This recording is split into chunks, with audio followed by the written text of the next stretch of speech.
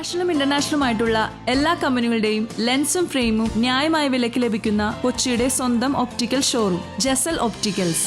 Jasal opticals, opposite TB hospital, Karivelippady, Kochi. Vote കവർച്ചയ്ക്കെതിരെ AICCയുടെ 5 കോടി ഒപ്പ് സമരത്തിന് കാലടിയിൽ തുടക്കം.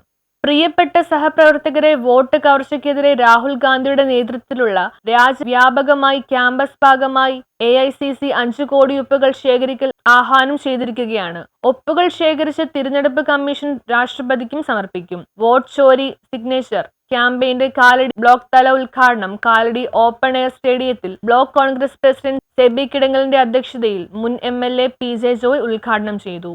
എന്തുകൊണ്ട് അടിയന്തരാവസ്ഥക്കാലത്ത് ഇന്ദിരാഗാന്ധിക്ക് ഏകാധിപത്യം പ്രഖ്യാപിക്കാമായിരുന്നു?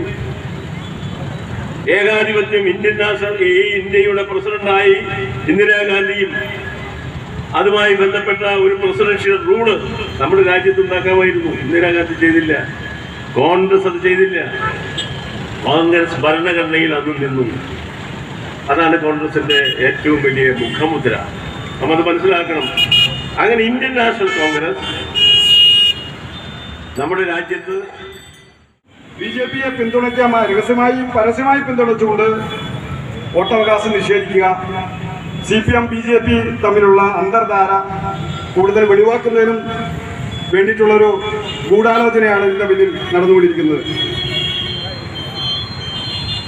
സംസ്ഥാനത്ത് യോഗം കൂടി 2002 മുതലുള്ള വോട്ടർമാരെ വോട്ട് ചെയ്ത ആളുകളെ മുഴുവൻ ഒന്നേ തുടങ്ങി ചേർക്കേണ്ട ഒരു ഗതികേടിലാക്കണം ഞാനും നിങ്ങളും നമ്മളൊക്കെ തന്നെ. News bureau, Kalady.